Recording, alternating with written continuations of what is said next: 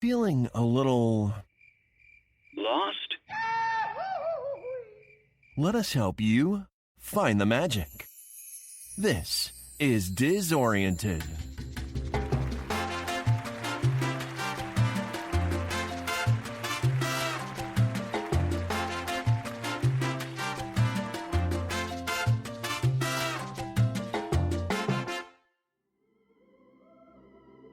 Dizzoriented is a podcast that covers the Walt Disney World parks, resorts, Disney news, and pop culture. If you want to get in on the conversation, find us on Twitter, Instagram, and Facebook at Dizzoriented, or check out our website, Dizzoriented.com. To all who come to this happy place, welcome. Hey Jess, welcome back to Dizzoriented. Hey, Dave. This episode will be releasing on September the 28th of the year 2018, which is the year we're in now. Not recording too far ahead. No. Just a couple of days. There was a lot of news. A lot.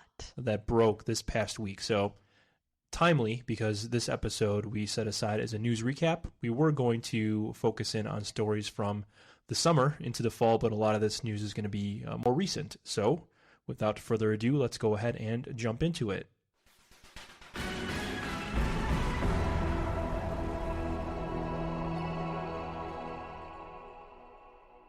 All right, Jess. So here's how the episode is going to work today. I have a heads up section, I'm calling it, okay. Where I have 5 stories that we're just going to kind of brush over and mention information for you all to make you more aware of current events at Walt Disney World and around the Disney universe, I suppose. Next, we have a game. We're going to play Bet It or Forget It with, I have 5 Disney rumors. Okay. So we're going to explain to our listeners whether we think they are more likely or less likely to happen. Okay. And then finally, we have another few stories, gosh, there's a ton here. We might be here for a while tonight, guys. Settle in, folks. Yeah. Get a cup of tea. If this one is a long episode, apologies, but it is jam-packed with content and information you probably should know if you're a Disney fan or if you're going to Walt Disney World soon. So please lend us your ears. All right, so let's dive into that heads up section. Heads up. First on the list, the Move It, Shake It, Dance It Street Party and Parade is ending December the 1st. According to WDWNT.com, we will provide links for all of these stories on the episode rundown on our website. I'll get that out of the way so I don't have to say it for all of the stories here, but let me read for you a little bit here. The Move It, Shake It, Dance It, and Play It Street Party will have its final performance on Saturday, December the 1st. A new Magic Kingdom dance party will debut in early 2019, and that information was passed on, and we're going to cover that announcement in full later in the episode, but it's going to be replaced by a Mickey Mouse themed or Mickey Mouse centric dance party, which is going to be called Move It, Shake It, Mouse Could Dance It. Not trying to force the mouse in there at all. Not at all. Not at all. But we will give you some more details on that later in the show. But if you're a big fan of Move It, Shake It, Dance It, Play It, all 3 of you, go ahead and check that out before December the 1st and give it the farewell it deserves in your own mind. Are we going to check this out in November? I will be Gonna there shed a tear? celebrating the demise of the Move Oh, It, Shake boy. It, Dance It, Play It street Oh, party. I'm going to ask it to vamos right on out of my life. All right. Second story on our heads up section. Vampirina has arrived at the Disney parks, so both in Disneyland, at Disney's California Adventure, and at Walt Disney World. Here is where you can find her, starting on September 11th, which of course was a couple of weeks ago. You can find her at the Paradise Gardens Park area of DCA. You can find her at the Mickey's Halloween Party Parade at Disneyland, so she'll be in that parade for the hard ticket event there. She will be at Walt Disney World, the Animation Courtyard area, and the new Disney Junior Dance Party when it debuts at Hollywood Studios, which I think is probably soon. I think it's like next month. And then also, or finally, you can find her at the Character Breakfast at Hollywood and Vine.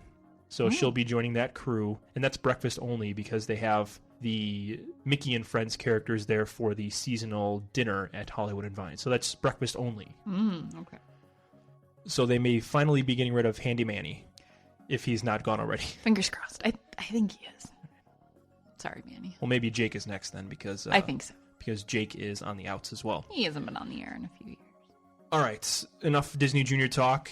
Here is number 3 on our heads up section, The Void, the virtual reality experience at Disney Springs and also at Downtown Disney in California.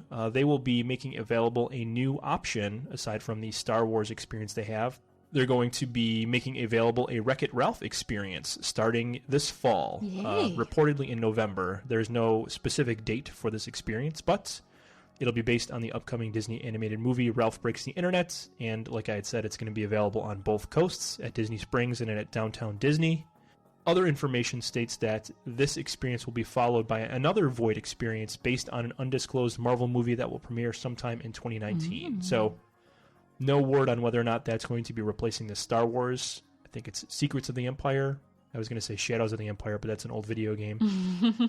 No word on whether or not the Star Wars experience will be sticking around when that Marvel experience debuts, but that is a bit off.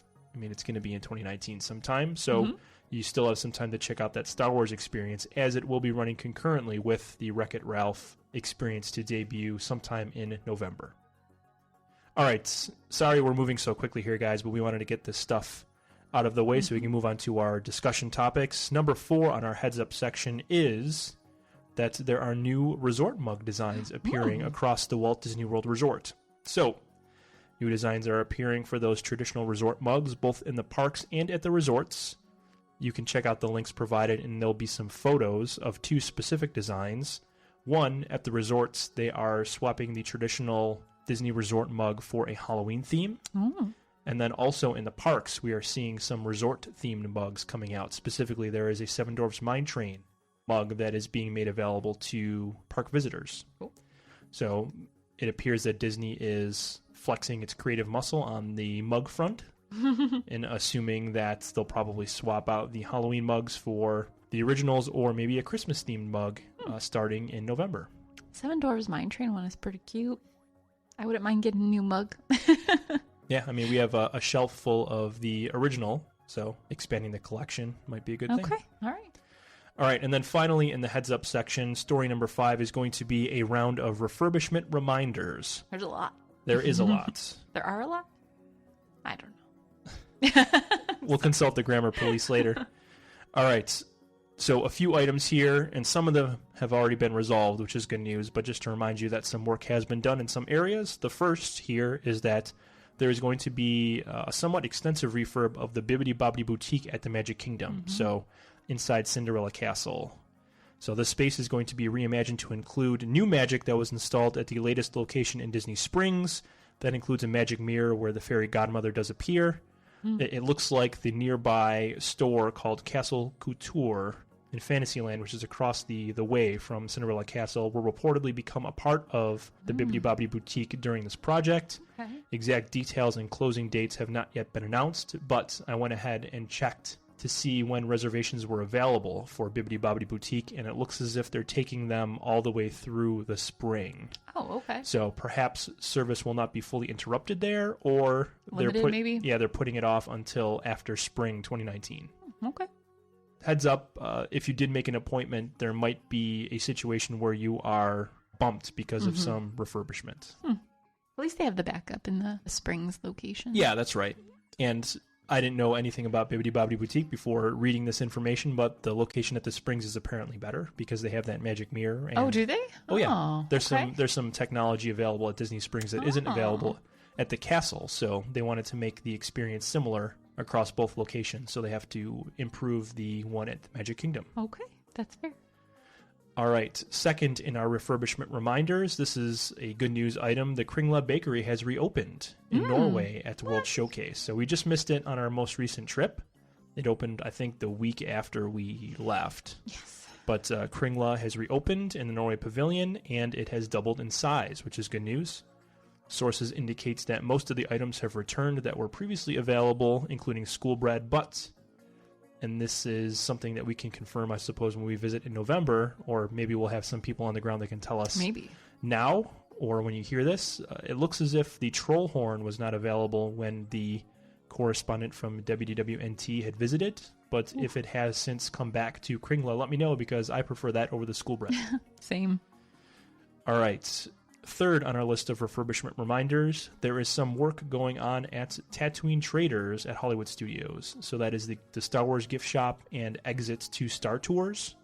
They're doing some pretty extensive work in there, and it looks like it's a buildings or construction site at this point. They're pulling away a lot of the studio-style theming away from that gift shop and totally changing the look.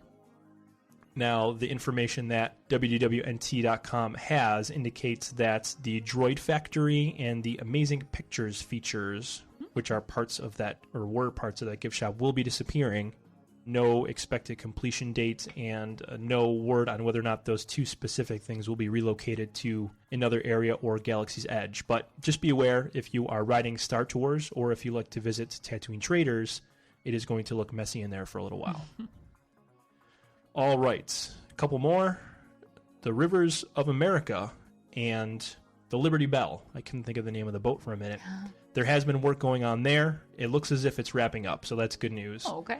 In August, a portion of the Rivers of America had been drained, and we're going to provide some pictures of that. It looked terrible. It sure did. But now it's better because the river is filled in again. They drained a portion of the river to accommodate refurbishment of the track that the Liberty Belle riverboat takes around the Rivers of America. I feel like I said rivers 7 times in that sentence, I'm not so sure. apologies. Ferry service was not interrupted, and because the river is once again filled in, you don't have to worry about that. The dams that were in place have since been removed, and the river has been refilled effective September the 17th, so just a little while ago. And the riverboat is set to return sometime in fall of 2018. So I didn't know how long the riverboat has been offline, but I think it's been a significantly long time, maybe since the spring of this year. I was going to say since like maybe May?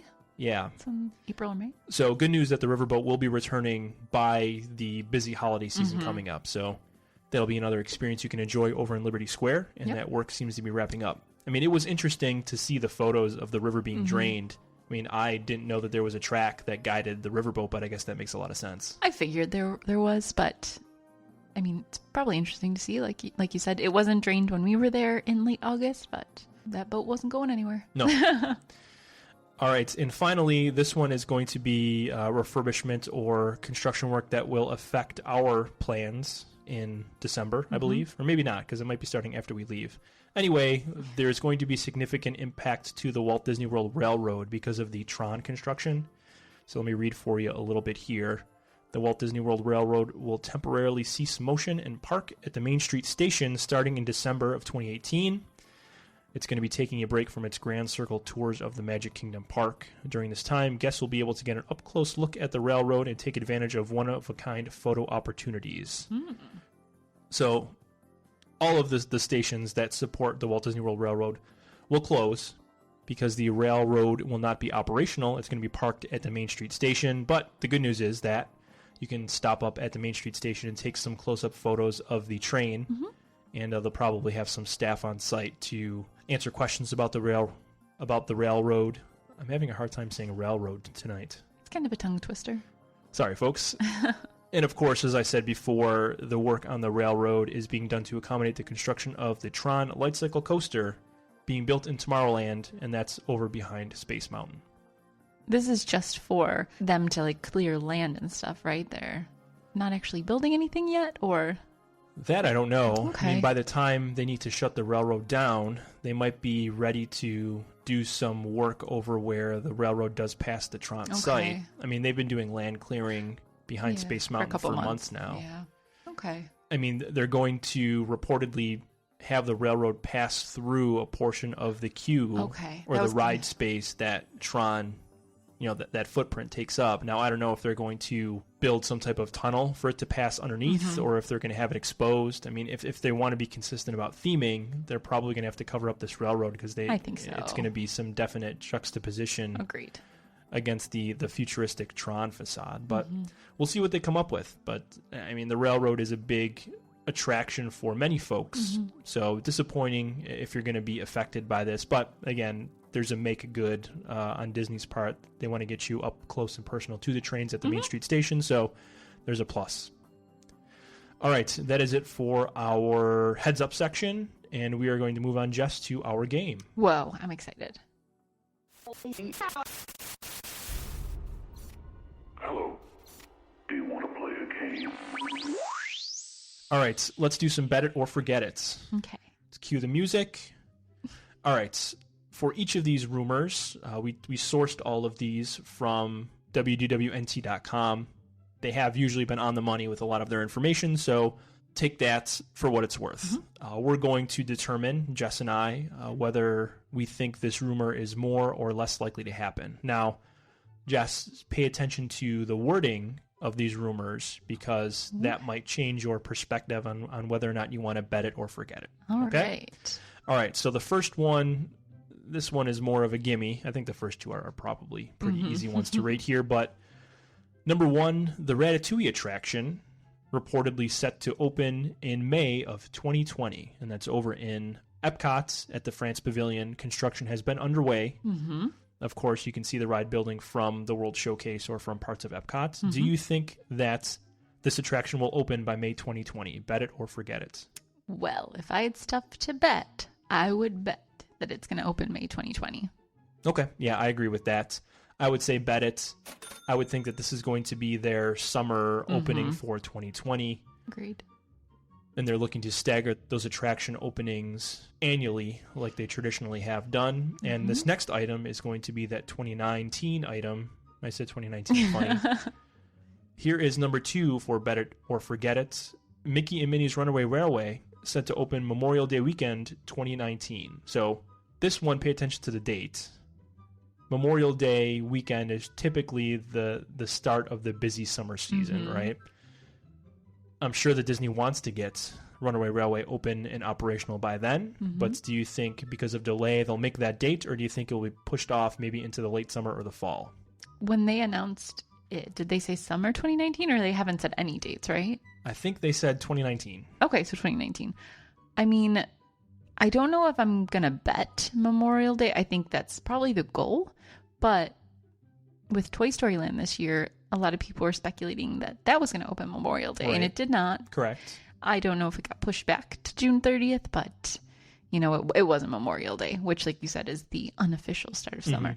I don't know. I feel like they've had a lot of time to handle this ride, and I think they'll be able to do and Memorial the concept Day. has been in development for years. Exactly. They did show test footage of the attraction at D23 in 2017. So there were, test sets available. So if there were any issue with the concept or function of some of the sets, they probably would have identified those by now. Exactly. I guess it's a matter of resources, though, because there is a lot of construction happening in and around the resort. So, Jess, are you going to say better to forget it? Sorry, I don't know if you said. I think I'm going to bet it. Okay. How about you? I'll be optimistic and I'll say bet this one. I think that Runaway Railway will open for the beginning of the busy 2019 summer season. Okay. And hopefully we'll get some more information on this attraction and when it will open at Destination D, which is happening in November of this year, where they're celebrating Mickey Mouse's 90th birthday. It's kind of like the off-year D23 Expo. Okay. So its singular focus this year is Mickey Mouse and his 90th birthday, and there is a panel, I think, set aside to discuss Mickey and Minnie's Runaway Railway specifically. So maybe we will get a hard open date for that attraction. Maybe. All right, so 2 bet-its so far. Next one, Mary Poppins.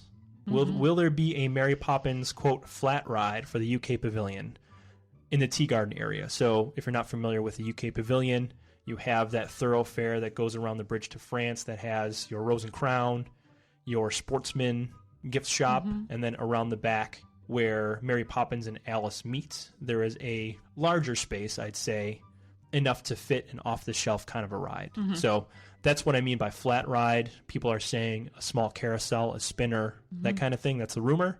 Jess, bet it or forget it, this will happen for the UK Pavilion. I feel like it's been a rumor for a while. I would like to say bet it, but I feel like they have so much going on. You just mentioned that they have so many resources scattered throughout the resort and the parks, and I just think right now, forget it. I mean, I'd like to see it, but I'm not too concerned about it. Okay. Now, there's no time frame on this rumor, of course. Okay. So it's just hanging out there. It's just hanging out. I will say forget it as well. But depending on the box office success of Mary Poppins Returns in December, I think they might look to fast track something like that. Okay. Because if they are doing kind of an off-the-shelf ride, there's not going to be a lot of Imagineering or really thinking they have to do to implement this. Yeah. And the space seems to be ready-made for an attraction. They would just need to build out a little bit of queue space. So I don't think it would be too difficult. And that area of World Showcase is not really utilized for much aside from those 2 meet and greets. So they can easily close that off and make that happen. So I'm going to say this is going to ride on the success of Mary Poppins at the box office, and we will forget it for now. All right. All right. Fourth rumor, Spaceship Earth is reportedly, per www.nt.com, set for a significant refurbishment or overhaul. So let me tell you what they're saying. The ride inside of Spaceship Earth will be seeing a refresh of all scenes leading up to the Industrial Revolution portion. And that's the scene where newspapers are being printed, if you're not familiar. And changes on a grand scale will be coming to every scene following that, all the way to the end of the ride. So sources indicate that the scene in the dome at the top of the attraction where guests look back at the Earth from space will be drastically reimagined utilizing the latest in projection mapping technology. So, bet it or forget it, Spaceship Earth will be getting a significant refurb.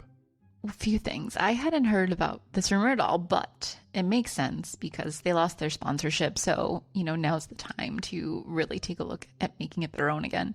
And with what they've been doing with projection mapping, with Happily Ever After and Jingle Bell, Jingle Bam, I think it would be super exciting to see that happen. Bet it or forget it. I don't know. I think this is going to be part of the Future World overhaul that was planned eventually anyway. So I'll say bet it. I just don't know when. Yeah, and I didn't specify in the rumor here when it would happen.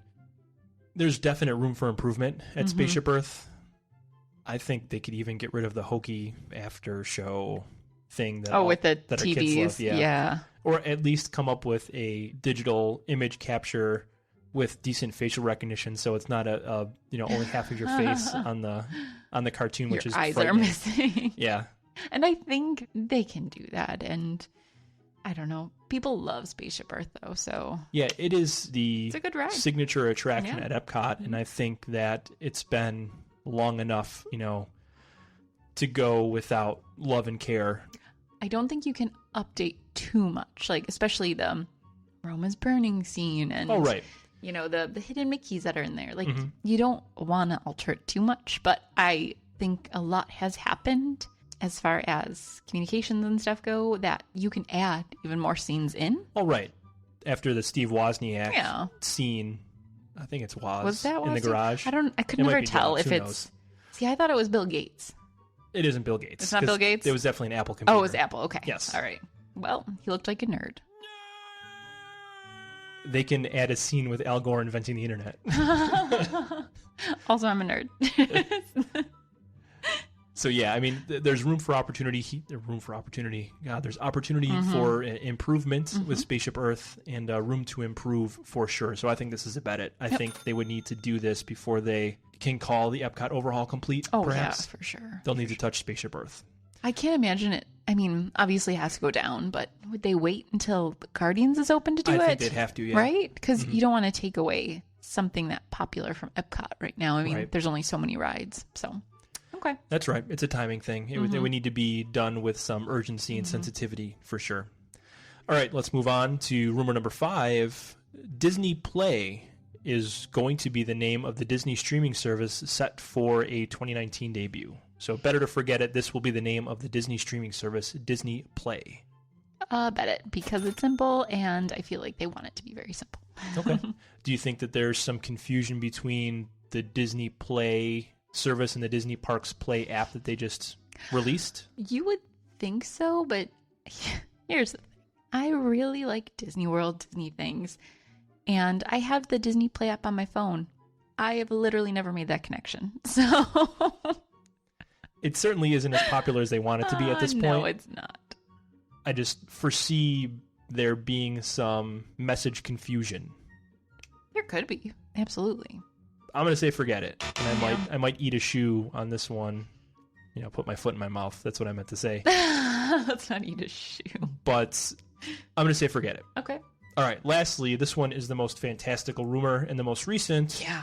Per www.nt.com, there is an India pavilion in development for Epcot's World Showcase. And furthermore, there will be a state-of-the-art boat ride based on the live-action Jungle Book movie incorporated into this pavilion. That's wild. Yes. So bet it or forget it on this rumor. Man, I don't even know. Today was the first day I heard of this rumor, and I don't want to say forget it, but I feel like you always hear rumblings of new pavilions or, there's this idea and that idea, and you're like, yeah, that's a great idea, and then nothing ever happens. So I don't know. I mean, I'd be excited to see this, but I don't know if I'd say bet it. Right. What would you say? I'd say forget it as well. Yeah. The combination of India Pavilion plus attraction, this specifically, I'd say forget it. Now, I mean, they could be looking at incorporating some type of IP in the future that isn't the Jungle Book. Now, apparently, when reading up on this story, the Jungle Book was a smash box office success internationally. Okay, I was going to say, because is it that?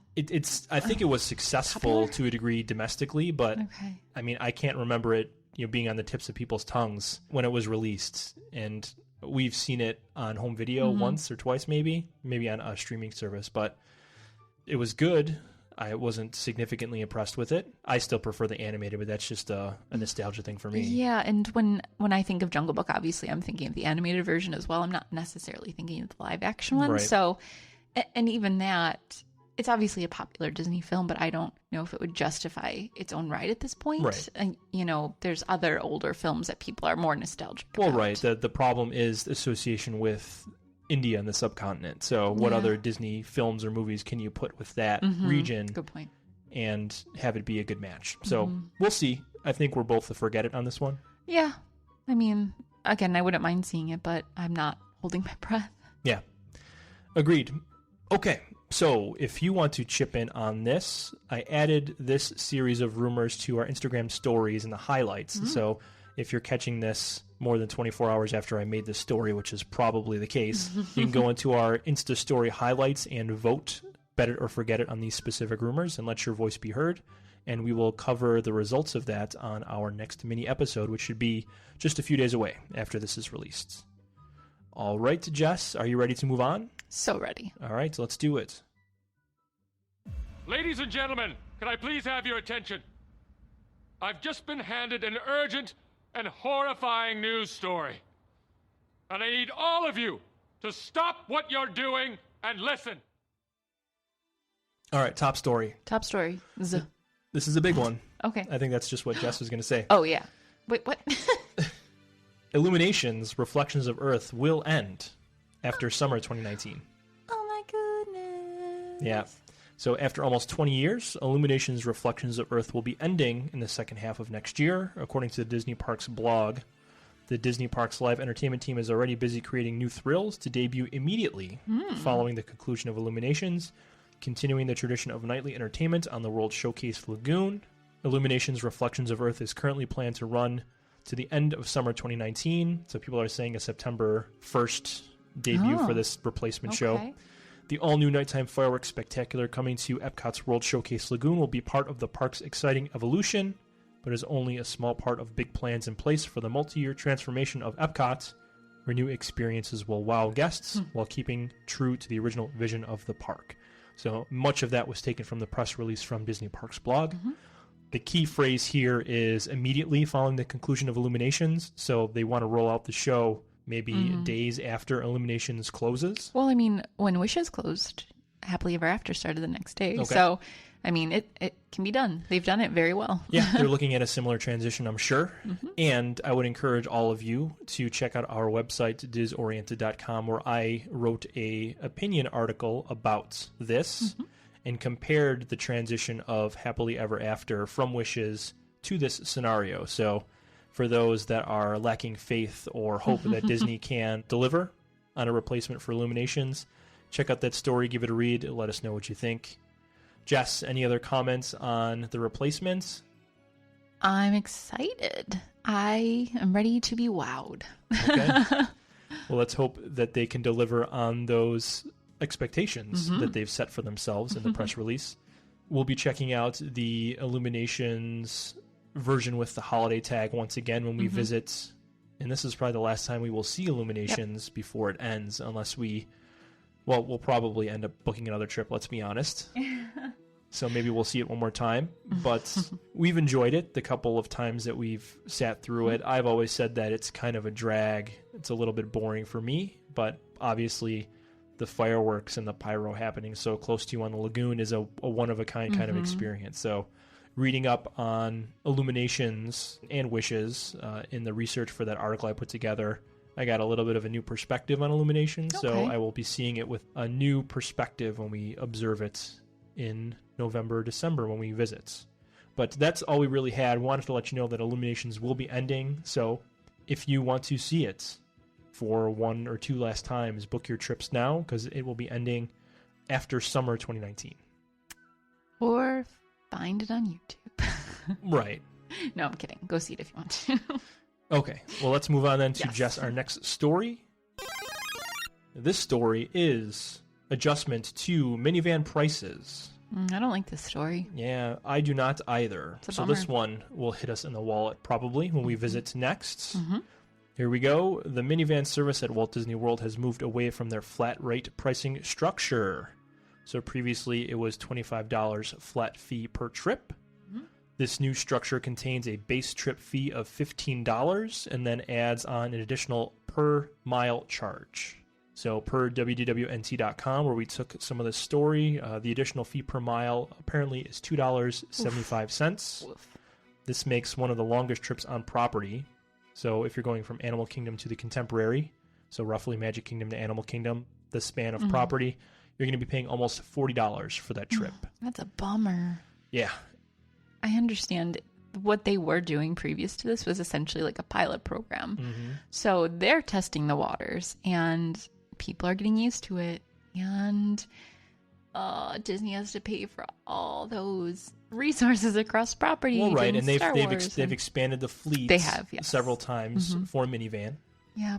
Okay. I mean, it makes sense. And I mean, you pay for convenience, right? So, Right. I mean, it's kind of a bummer. Yeah, so here's my question for this story. Is minivan still worth it?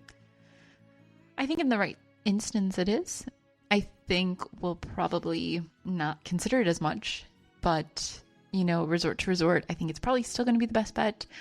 Or you look at Amir's Taxi. You know, they also do have car seats. They're just not as nice. Yeah. But, you know, there is that option as well. So, I don't know. In certain instances, it's definitely still worth it. Yeah, the thing to consider is whether or not you want to pay the fee going to or leaving Magic Kingdom, because that's really the one Furthest, place where it yeah. seems the minivan experience is most valuable, I agree. because the other ride-sharing services can only pick you up at the TTC, so you would need to take the ferry or the monorail to that location to catch another ride-sharing service. So the couple of times we did take advantage of it last time we visited, so this past summer, it was from Magic Kingdom back to our resort, so it would have been the max It would have. distance yeah. probably, because we were going to Animal Kingdom Lodge, Yeah, you're which right. is even further away than Animal Kingdom Park itself. So, I mean, those trips would have been around $40. So the thing that I would encourage people to do, and I've talked about this before, is make sure you check for Lyft promo codes. So I'm not sure how those promo codes will affect the per mile charge, or if they're going to be a flat % discount on the $15 charge. I'm not sure how that works. But when we visit, we'll probably take at least one minivan ride so we can go ahead and report on that. But just to remind everyone, make sure you check for promo codes. If you have not signed up for Lyft already, I think there is a promotional period when you're a new user. Okay. And I think they give you some % off rides when you first sign up.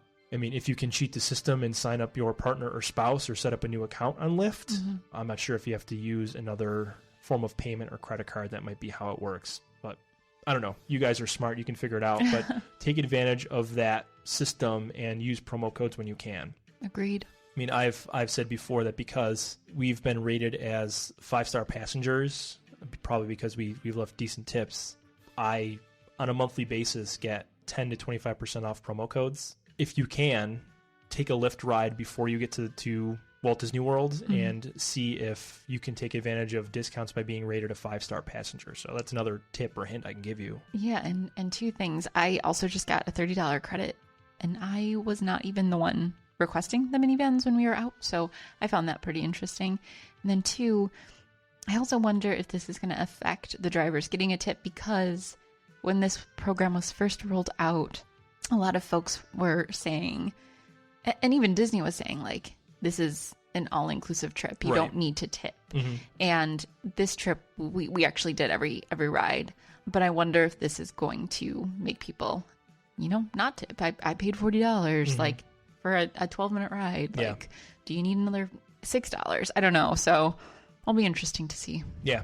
So I guess bottom line, just before we move on, do you think minivan is still worth it? Like I said, certain instances. Okay. I think so.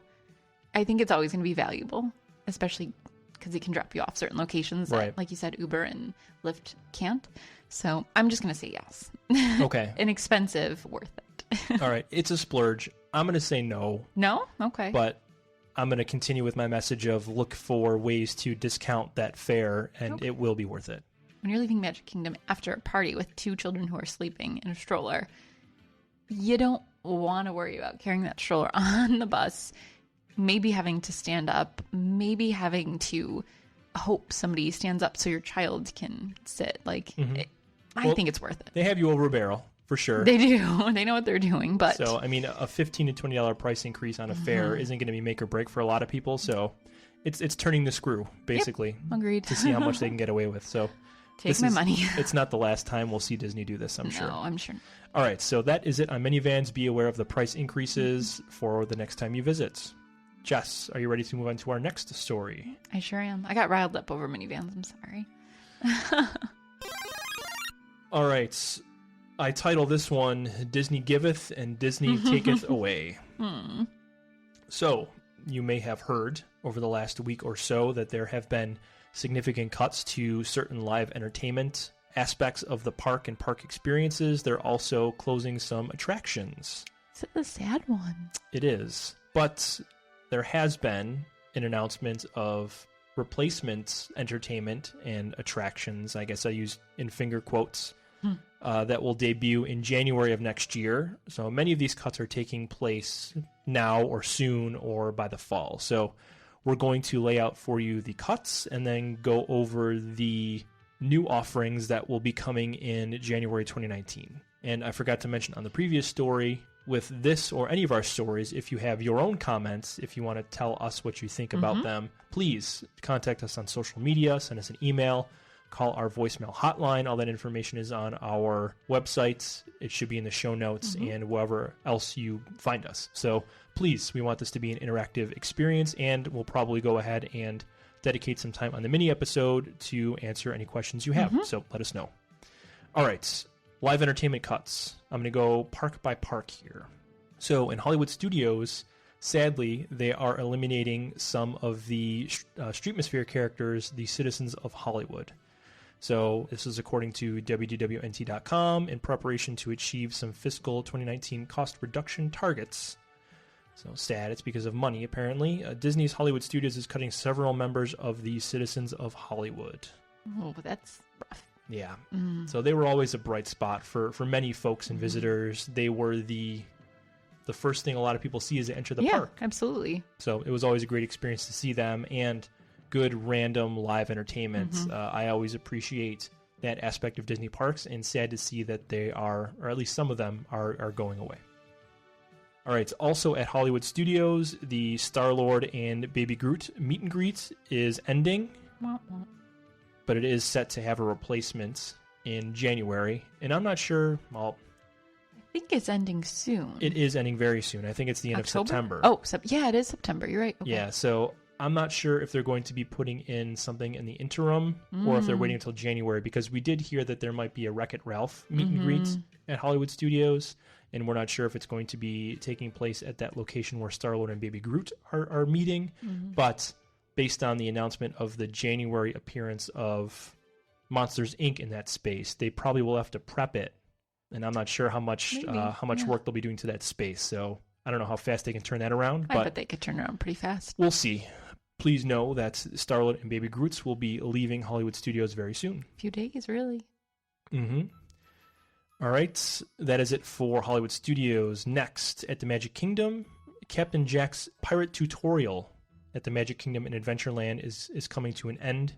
Also at the end of this month, September 2018. That was a show that happened maybe once or twice a day, I think. I don't even know where the Captain frequency. Jack would call people onto the stage, kids. It happened, I think, in close relation to what was going on in Pirates League. I was for just that going to day. say, yeah, that's I think exactly they were what bringing it is. kids onto the stage that were made up as pirates. But that experience is going away. A lot of people on the message boards were talking about how they might replace Captain Jack with Red, because Red is appearing at Disneyland and she is not appearing at the Magic Kingdom or anywhere at Disney World. So keep your ear to the ground. There might be a replacement there, or hopefully there will be. And then finally at Animal Kingdom, 2 hits here. One, Rafiki's Planet Watch is closing permanently in October at Disney's Animal Kingdom. Don't worry about the animals. They will still be cared for. Apparently they're going to be using this for event space and meeting space. But I think that they have that area of the park circled for future expansion because it was very underutilized. And I mean, we've heard rumors about Zootopia in the past. But they might eliminate that Wildlife Express train altogether and use that space that the train circled for an expansion area for Animal Kingdom. That wouldn't surprise me. I mean, we've been to Animal Kingdom almost a dozen times in our trips, and we still have not gotten to go back there. I know a lot of people love it, and I feel terrible that we haven't, but I don't really feel like I'm missing anything with it being shut down. And I know that sounds terrible, and I would have loved to see it, but I'm not heartbroken. Yeah, it's just a shame. And I mean, a lot of people are saying that they're eliminating the parts of Animal Kingdom that felt more like a zoo, and it's becoming a full-on theme park. Well, obviously, Disney wants to keep their guests entertained and use the space wisely. So, I mean, many people probably saw this coming, unfortunately. So that's it for Rafiki's Planet Watch. So get there while you can. It's going to be closing in October for a permanent closure. Also at Animal Kingdom, all of the live actors from Rivers of Light apparently are being removed. So Are there like 6 of them? I think there were 4, maybe 2 each on The boats. the orange and the blue boats respectively. I think the blue boats represent water, the orange boats represent light. This show, I think in and of itself, isn't that popular. And seeing the live actors removed from it is discouraging. So, I mean, I don't know if that show is long for the world. I enjoyed it myself. I like the music in the show. I like the music. And they did just introduce the dessert party there to introduce some extra revenue to pair with the party. So who knows? That doesn't signal good things for Rivers of Light. No. All right. I think that is it for the cuts that I wanted to highlight. Of course, there were more small cuts. We won't go into the minutia of it, but just generally, it looks as if they're eliminating some of the live entertainment at the parks, which is a shame. But on the other hand, like we had said, there is an announcement that Disney Parks blog rolled out where they are bringing in some replacement or new offerings to make us all happy once again in January of 2019. So let's go over those. All right. All right. First, in the Magic Kingdom, it's going to get a Mickey Mouse makeover. I should say the Magic Kingdom will be getting more of a Mickey Mouse makeover, and it's just in time to celebrate his 90th birthday, which is happening in November. I know I mentioned earlier there is that Destination D event, which is happening at, gosh, where is it happening? I think it's Japan? mostly... No, it's here. Oh, it's it is? at Walt Oh, Disney World, and I okay. think it's mostly at the Contemporary Oh, okay. in that convention center space there. Okay. So with the Mickey Mouse makeover, as I said, it's going to be an event called Mickey and Minnie's Surprise Celebration. Now, there wasn't any note in the release saying how long it would be, but I'm assuming it's going to be for the majority of the year, perhaps. The Move It, Shake It, Dance It, Play It parade, like we had mentioned off the top of the show, is going to be replaced with the Move It, Shake It, Mouse Could Dance It Street Party. So instead of the top 40 songs that they were playing in that previous offering, they're going to be doing some remixed Mickey Mouse Club favorites and Mickey Mouse themed songs to celebrate the man himself, Mickey Mouse. The Dapper Dans will be singing Mickey Mouse themed songs on Main Street throughout this surprise celebration. Okay. And then there's going to be exclusive Mickey and Minnie Parks merchandise and food offerings to go with this as well. So there's going to be a Mickey-fication of Magic Kingdom. Hello. As a new offering for 2019, and that is set to kick off in January. All right. Second item in this release of note is that The Incredibles are going to be moving over to Hollywood Studios. Okay. So maybe guest satisfaction scores in the Tomorrowland Expo were high. That was wild. Yeah. I Yeah. mean, I didn't. I don't know. I didn't think it was. This one puzzles me as well, but it sounds like they're trying to relocate all of those Pixar Yes. properties over to that area of Hollywood Studios. So this kind of makes sense from a synergy perspective. Well, yeah, and they have DCA to look at as like a area of interest and see how they're doing, and all their Pixar stuff is Right. in one location. So I guess it makes sense. So here's what's going to happen. The former Pixar Place area, so the old entrance for Toy Story Midway Mania and the old Buzz and Woody meet and greet, that street, that is going to become a mini Metroville, which is the city in which The Incredibles takes place. So they're going to change that over thematically to Metroville. It's going to host a party in honor of the incredible achievements of The Incredibles. So there's going to be, I'm sure, some type of show stage put up where they're going to have, again, probably a dance party. Maybe most interestingly, and I'm thinking this is because they developed the character for the Tomorrowland Expo, but there will be a dedicated Edna Mode meet and greet. Okay. So they're probably going to use that space where Buzz and Woody were at and retheme it to Edna Mode, and she's going to be showing you some of her more famous or well-known designs. Okay. I also wonder if this is another, I don't want to say ploy, but just another thing in place to help with Star Wars crowds when they come. Yeah, in. certainly. I think that's top of mind. I mean, we talked about before the Lightning McQueen Racing Academy, which is coming, and they mentioned that as well in this release, but Okay. I didn't include it in the notes. They're moving the Cruz Ramirez meet and greet over to where the Lightning McQueen Racing Academy is set to open, Okay. and that is going to be in a space called the Sunset Showcase, I believe. It's over by Rock and Roll Coaster. Okay. And that's where they often had that character palooza Correct. going on? Okay. Yeah. So that's, I guess, the outlier for this Pixar theory that I'm having. Not the Pixar theory, but my Hollywood Studios Pixar theory, that they seem to be moving all the Pixar properties into that back area of the park near Toy Story Land, except for Cars, which is going to take up that space off of Sunset near Rock and Roller Coaster. All right.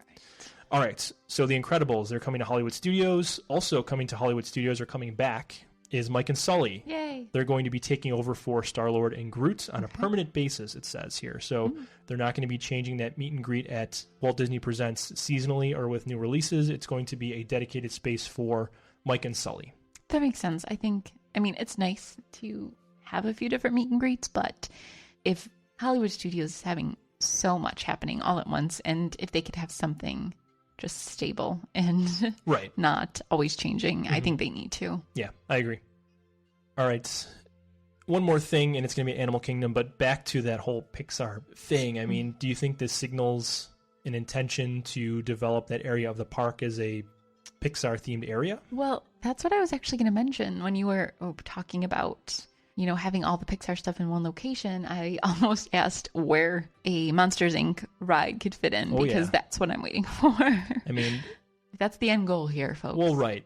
I mean, will they keep The Incredibles in that small area where Pixar Place used to be, but then make everyone's dream come true based on the old rumor and develop Animation Courtyard as a Monsters, Inc. area? Fingers crossed, with really. access to Rock and Roller Coaster as the door coaster. Yeah. And this is years off, I'm sure. This is a dream, really. Galaxy's Edge is going to be dominating everyone's mindset for the next 5 years, Taking probably. everyone's money, really. Yeah, for sure.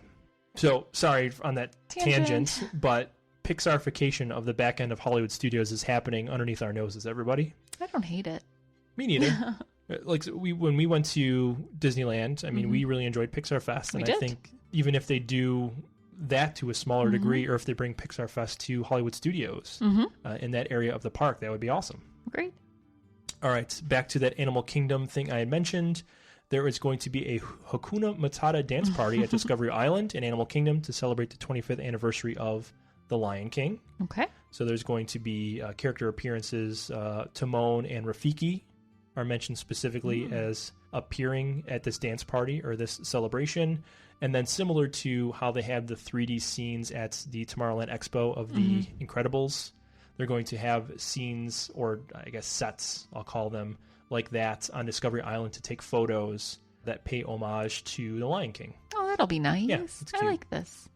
Okay, Disney. I mean, we always talked about how there needed to be more of a presence of the animated Lion King at Animal Kingdom, and this looks to be it, at least for the beginning of 2019. I like it. All right, so Jess, my question here, which of these offerings are you most excited about? Oh, man. I should probably say Mickey Mouse, but I don't know. I like the opportunity to meet Mike and Sully for a meet and greet. Okay. Personally, I know it's probably the simplest one on the list, but I don't know. I just think they're great characters to have in the parks on a permanent basis, and I know you can argue that they have a dance party during the Halloween party, but you don't get that chance to kind of interact with them as much. So I like that one. The timing of our Disney fandom made that real inconvenient to meet Mike and Sully because, again, when reading up on this story, they did have a permanent meet and greet space back in the old backlot tour area, which is the area they're renovating for Star Wars Galaxy's Edge. So right when we started going to the parks, that was when Mike and Sully were displaced. Yeah, and I agree. And it doesn't hurt that we know a little girl, Gabriella, that would be very excited to see them. Yeah. Be a regular spot to see Mike, so that's great. Check in on our buddy. All right, so that is it for Disney Giveth and Disney Taketh Away. If you have thoughts, which I'm sure many of you do, about the things that are being cut from the Walt Disney World Entertainment or things that are being added or ideas for things that should also be added, let us know. All right, Jess, let's move on then to our next story. Okay. This one, Skyliner speculation. So work on the Disney Skyliner stations and pillars continue with an anticipated opening for the system sometime in 2019. However, controversy. According to WDWNT.com sources, each gondola car will not be, I repeat, will not be air conditioned. But rather have some small openings around the windows to provide ventilations. That's good. Like hamsters in a cage. Similar to the air-conditioned-less Disneyland monorail system. So we rode that. It was hot. It was not cool. There will be onboard power in the gondola cars, but this will be used to provide onboard audio. So that's obviously necessary for safety announcements and the like. Okay. Now, this information conflicts directly with information that Jim Hill and Len Testa shared on one of their most recent Disney Dish podcasts, and we'll provide links for those. Jim Hill's sources indicate that the gondola cars will indeed have air conditioning. So this is a subject of controversy. Question, Jess. Dave. Would you ride the Skyliner if it was not air conditioned? Ugh. What Or time of the year? I should say, In the summer. Would you ride the Disney Skyliner system regularly if it were not air conditioned? Oh boy. Here's the thing. It already kind of frightens me. Possibly fall through spring, maybe, when it's not hurricane season. I guess if it's efficient, yes. Let me give you a few facts then. Okay, give me some facts, because I don't know. So these were facts also provided in the Jim Hill Disney Dish podcast. So, take all this information with a grain of salt. It has not yet been confirmed, and someone is not right here because there are conflicting reports on the same issue. But according to that most recent Disney Dish, the gondola system will be an omni-mover, so it will always be moving. Okay. Which makes sense. I suppose it's going to be on a line. I think it has to. Yeah. Sure. It apparently will run at approximately 16 miles per hour. So they did some time testing, and I trust Len Testa on this because this is the kind of work that he does for touring plans. But apparently they had said that this system will be as efficient or more efficient than the bus system based on average wait times for several bus routes. And thirdly here, the gondola cars will accommodate strollers and ECVs well because the lip of the car will line up directly with the platform, making it not necessary to provide ramps for scooters and strollers as they do for the monorail system. See, that part makes me happy. The idea of just floating in the air over like a property kind of freaks me out. But the efficiency you think is a good thing. Yeah, the efficiency, the fact that if your kids are sleeping, you might not have to roll up the stroller. That's kind of nice. Unless it's, the dead of summer, the air conditioning thing's probably not going to bother me that much. Depends how many people are in the gondola with you, right? And they fit up to 8, I believe. Okay. All right. And, are they going to shove... if there's a family of 6, are they going to shove 2 more people in there with you? Right. Probably if it's not. an omni-mover, probably not. Yeah, so interested to see how it's going to function and everything, but the Florida weather. Yeah, it's not going to be a preference of mine if it is not air conditioned. So that's going to scare me away. So, I mean, I certainly want to try it, when it is introduced, because it will be in an attraction. It's not in an attraction. It will be an attraction in and of itself. Yeah. And just to get those views for pictures or just taking in the scenery at, across property, it will be valuable in that way. Yeah. And as a transportation system, if it is as efficient as they say it might be, that's great. It's going to take some heat off the bus system. So maybe that will make the rest of the transportation options more desirable for many people when many are checking out the gondola system or the Skyliner as, again, that attraction. It's going to kind of loosen up the rest of the transportation issues that they may experience across property. Can I ask you a question Sure. or your opinion on what you think? You know how it's going, let's just say from like art pop, and then it goes, to Caribbean Beach and then to either Hollywood Studios or Epcot? Right. Is that how it works? I'm assuming you're not going to have to get off at that Caribbean Beach stop and then get back on, right? I'm just thinking that, say there's just dozens and dozens of people getting on at Pop. How many minutes are the people at Caribbean Beach going to wait? You know what I mean? For like a clear, empty gondola. Yeah, that I don't know. I mean, we haven't seen functionally how the system works.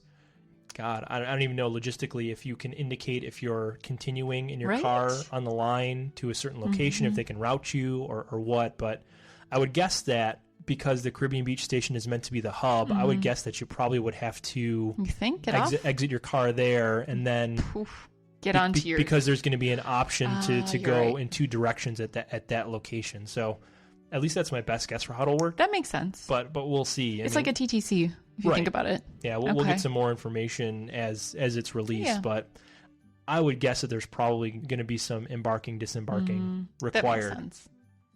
Or else it's not going to be worth it for the folks at Caribbean Beach if, they're just watching gondola cars go by them and there's nothing empty. So, okay. It's kind of, I just visualized how, at the end of the night when, are you going to get on this bus when the park's closing? I don't know. I just really dislike that feeling. Well, Disney has some smart people working on this. They have some very good engineers to design an efficient and smart system. So let's hope that they got the right opinions and people involved to make all that as easy as possible for the guests. No whammies. All right. So let us know what you guys think about the upcoming Skyliner situation, whether or not you appreciate air conditioning. I think that would be a pretty easy guess on our part to determine what the answer would be for most of you. But let us know what you think, and we will move on to our next story. All right, Jess, next story. How do you feel about the environment? Super duper. Okay. I know that wasn't convincing. I'm sorry. So in order to help our Mother Earth, the Disney company, I should say, is looking to reduce its plastic use at both Walt Disney World and Disneyland in California. See, I can appreciate that. So at both table service and quick service locations at Walt Disney World, certain items will be unavailable or only available by request. Okay. So let me say that at table service locations at Walt Disney World, you will only be able to get a straw by request. And I'm assuming it'll be a paper straw now moving forward. Okay. Like they have at Animal Kingdom. Yep. And then at quick service locations, we experienced this, unbeknownst to us, the policy change. Plastic lids will no longer be used at Walt Disney World quick service restaurants. Okay. And they're also moving to paper straws. Okay. So another change at Disneyland, and this is more drastic, I think, and you can probably see this effort continuing at the Florida park soon, or I guess when people are judged to be made comfortable with it. But at Disneyland, plastic straws and bags will be made available only by request resort-wide, so that's all of the restaurants, I suppose. While guests with disabilities, of course, that require lids will be offered alternative options as necessary. This is part of the resort's efforts to reduce plastic use, like I had said before, including decreasing plastic use in the resort hotel rooms by 80%. So that's a goal on their part. They have already eliminated polystyrene cups and plastic stirrers for hot drinks. So I'm not sure if that's already been done at Walt Disney World. I'm pretty sure I've seen the insulated paper cups only. I haven't ever seen a polystyrene cup. So that effort probably has already been made. And I think the wood stirrers, I think, are industry standard for many places now. I think so.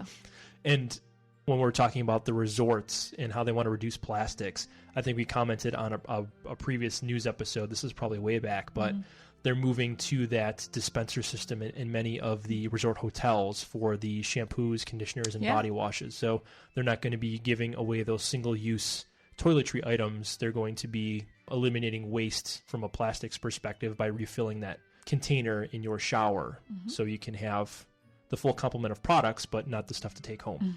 So there's a quote here from Disney Parks Experiences and Consumer Products Chairman Bob Chapek. He said, quote, eliminating plastic straws and other plastic items are meaningful steps and our long-standing commitment to environmental stewardship. These new global efforts help reduce our environmental footprint and advance our long-term sustainability goals. So my question, this is probably brief for you, Jess, is do you think this will affect the guest experience in any way? I think it'll affect it. I think it's positive, but I do think there are always going to be folks out there who can complain about stuff. I think Disney being the company it is, I think they need to set an example like this for other companies to kind of like get in line and do what they can. But, you know, there's going to be somebody complaining about not being able to get a plastic bag for their toy or, you know, I can't get a lid for my pop. It's going to spill all over me. Also soda. Sorry. You know, that's unfortunately probably inevitable, but I think it's smart on Disney's part. Well said. I agree with that. Totally. All right. Let's then move to our wrap-up section to get everyone out of here, because we've been well over an hour at this point. Maybe depending on editing, less over an hour. Maybe. All right. Quick hits. Here we go. Number 1, there has been release of a VI pass holder concierge service. Ooh. So VIP, the P being pass holder. The VI pass holder service is designed to give pass holders easier access to information about their passes, such as what benefits are included in their pass, assistance with MDE, which is My Disney Experience, as well as providing recommendations on what to do and what to see in the parks. The dedicated support service offers a pass holder phone line, online chat, and email support. So if you're a pass holder like us, you get that little bit of extra concierge service with this VI pass holder service. Sorry to use service again.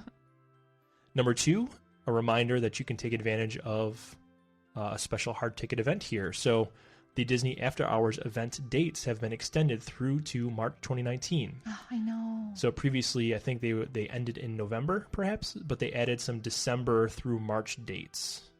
Oh, did they? They did. Oh, okay. So Disney After Hours, the hard ticket event for Magic Kingdom, has been extended into 2019. Yes, the new dates are from December 3rd through to March 7th. So it's select nights. It's not every night, of course. Tickets cost $125 plus tax for guests age 3 and up, or $129 for day of purchase. So that's generous of them. Only $5 more for day of. There are DVC and annual pass holder discounts available for the event. Yeah, that went up a little bit. I think last year it was this year it was $119. So yeah, I think with our pass holder discount, we got it for around $90. Oh, okay. Yeah, so it definitely went up. Okay.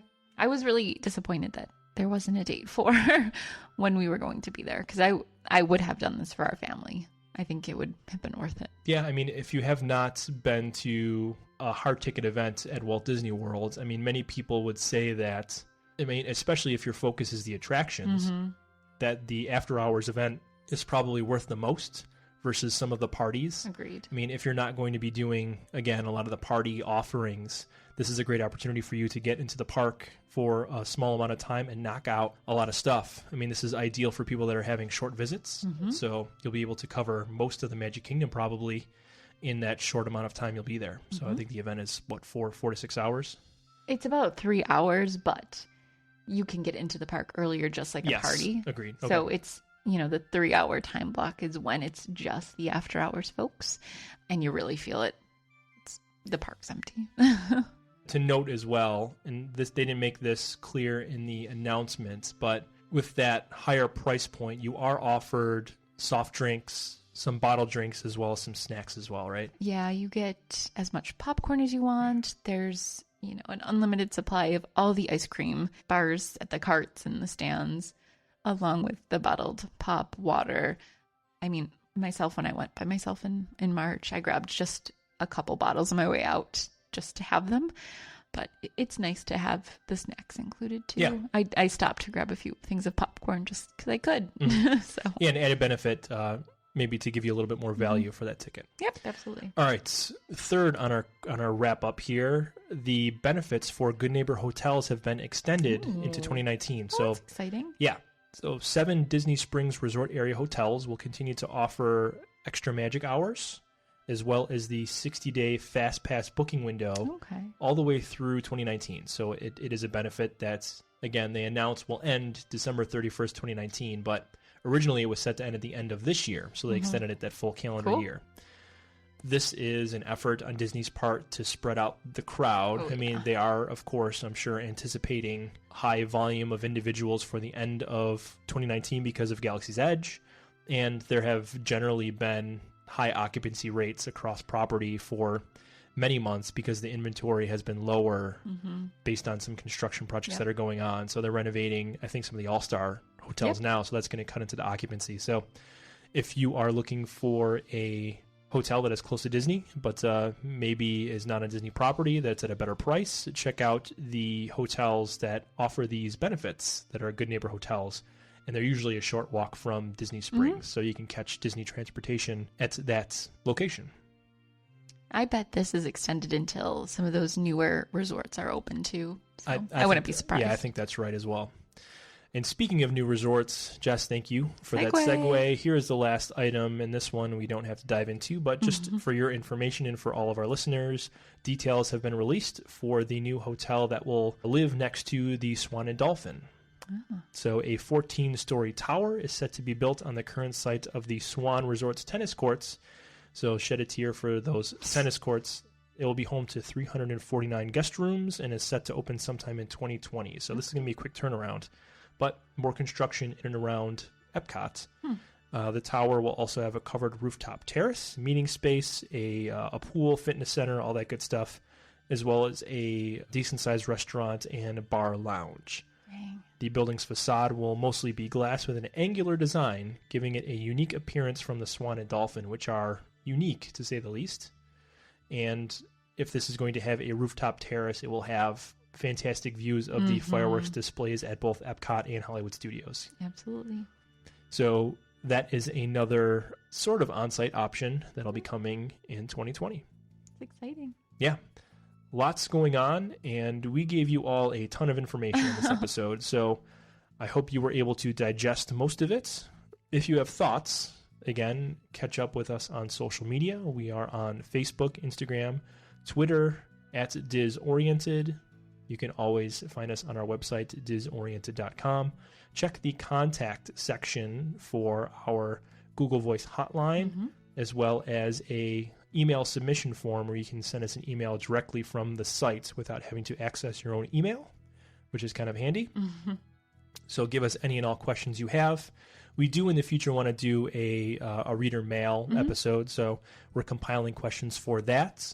But if you have anything you want to respond to directly based on the content of this episode, we will try to get to that as soon as we can and probably use the mini episodes that we're releasing at the beginning of each month as a forum to discuss those questions. Okay, I think that is everything, Jess. I think so. Before we go, is there anything else you'd like to say? Thanks for listening. I don't have anything else to say. Okay. And with that, we will say goodbye and hope you all have a great day. Talk to you soon. Bye-bye. Bye.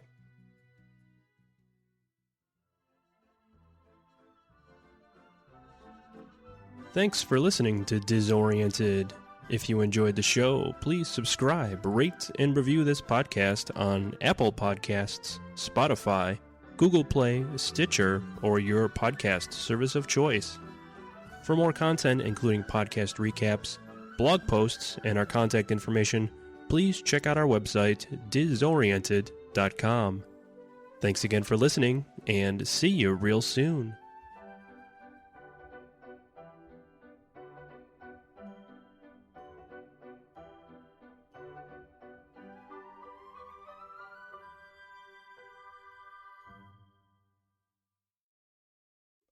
I don't know. Why don't you know? I don't know a lot of things. This I don't know.